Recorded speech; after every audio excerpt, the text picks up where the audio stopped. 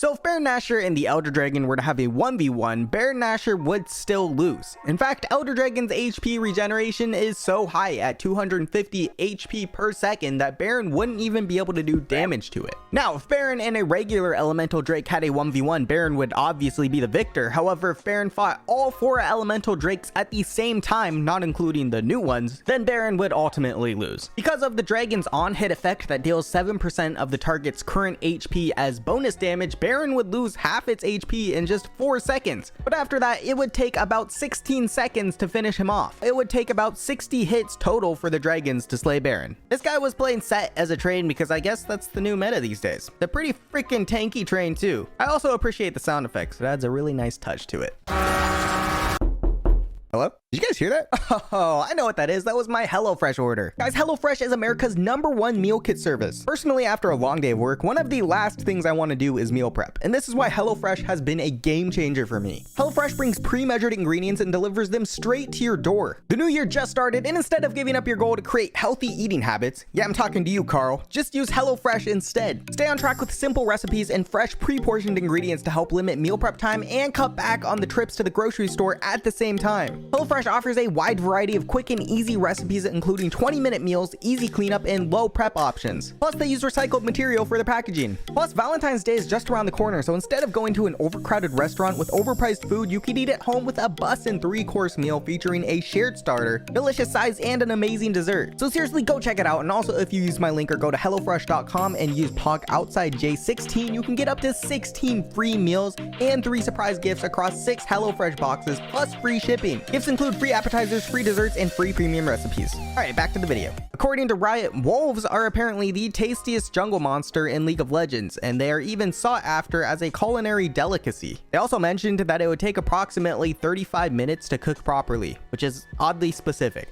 If you look at this arcane poster with Powder closely, it actually says Jinx in her hair, which is a really cool Easter egg added in by the graphics team. Did you know at the start of every season, it actually sends out a notification to everyone congratulating the first person to reach Challenger? Like a lot of the other jungle camps, Baron's head will actually follow you around when you walk around the Baron pit. These are some of the original concept arts for the runes we know today, like Precision, Domination, Sorcery, and Resolve. There are approximately 55,556 different rune combinations that you can choose from in League of Legends. So yeah, good luck trying to test all of them out. Did you know that in the past, Riot tried implementing a system where you could veto a position entirely that you didn't want to play? However, according to them, this ended up sucking because everyone would just veto the support role and queue times went up substantially. I know it's not something we usually think about, but the Summoner's Rift we all play on is actually located in a remote forest between Freljord and the Iron Spike Mountains. The Summoner's Rift is one of the very few locations in Valoran where magical energy is at its greatest concentration, which is also why it's so highly sought after. Riot said they rely on 3 main things when deciding if a champion should get a prestige skin. The first is if the skin would work well with the champion's thematics. For example, Arclight Brand would be hard because it pretty much uses the same or similar colors to the prestige skins. The second is how popular a champion is. This is pretty big given that they're not gonna put it on a champion like Skarner who no one plays. And of course, the last question they ask is if they've ever received a prestige skin before.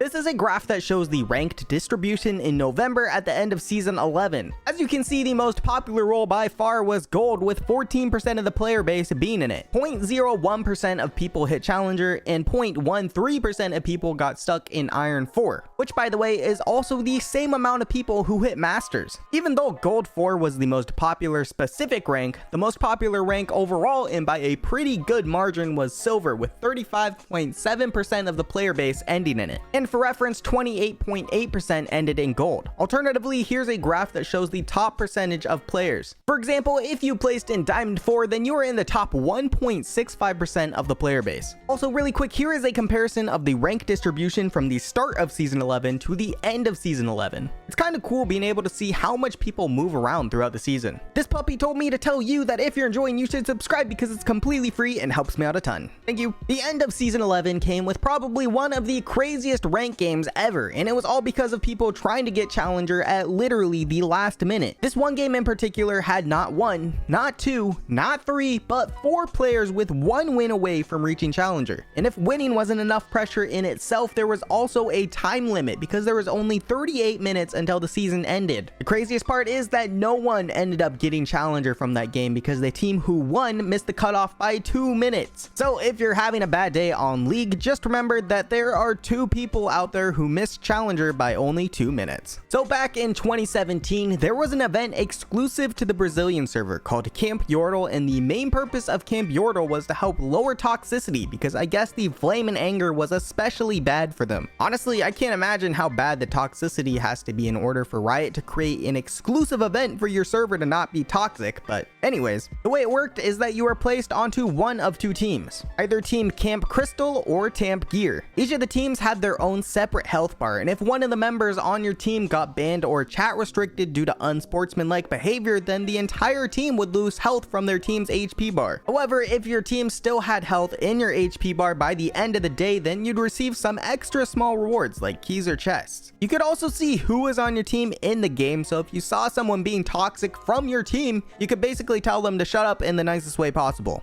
If you ult someone as Urgot, it gives them a buff that says fear beyond death. This dude is in some serious trouble. And then once you drag them towards you, it'll also say mercy and goodbye. Here's some graphs that shows the most popular roles by MMR and by region. This includes the North American servers, the Europe West server, the Korean server, and the Vietnam server. Honestly, the biggest takeaway from these graphs is the popularity in jungle and top lane.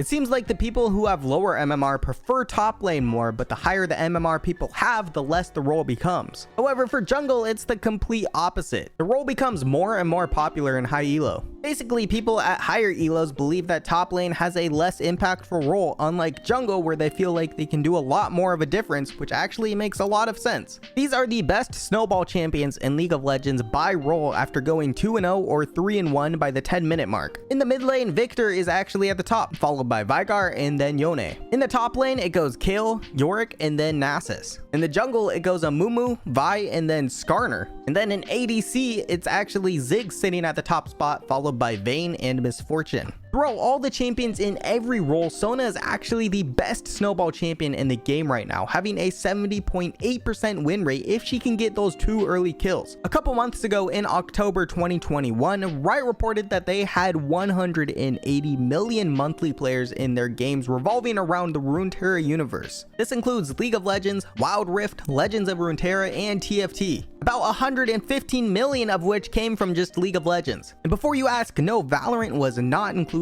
in the 180 million. To put this into perspective, 180 million players is more than the entire active user base on Steam. And not by just a little, but by 60 million. Which also means League of Legends almost beats it out by itself. There are more people playing Runeterra games than the people who live in France, Italy, and Spain combined. And what's really insane is these stats were taken before Arcane was even released, so I'm sure the stats went up even higher from there. If you've ever wondered what Jett from Valorant would look like playing League of Legends, well, here you go. Surprisingly, this works and looks really good. Both characters definitely give off similar vibes. They even changed the ability icons to be the ones in Valorant, even though Riot finally got rid of Chem Tank, so you can actually still spawn it in the training mode. Except for some weird reason, when I did it, it spawned a Mountain Drake first. Anyways, if for some reason you want to continue your Chem Tank suffering, it's still an option. This is the start of Season 12 in a nutshell. Even though the changes aren't as flashy as the Infernal and Mountain Dragon, the Ocean Dragon and Cloud Dragon still change the visuals of the map a bit. The Ocean Dragon adds water to most of its jungle camps along with some flowers, and the Cloud Dragon gives them these air particle effects along with turning the torches around the map into tiny tornadoes. Funny enough, the fountain lasers don't actually stop Warmogs from proccing. However, pretty much everything else will. It won't really help you since most of the time it will still one-shot you, but it could be nice if you're getting a little too excited and need to get some health back really fast. Every year, this guy saves up his loot from the entire season, and so this is what 1 year of unopened loot looks like.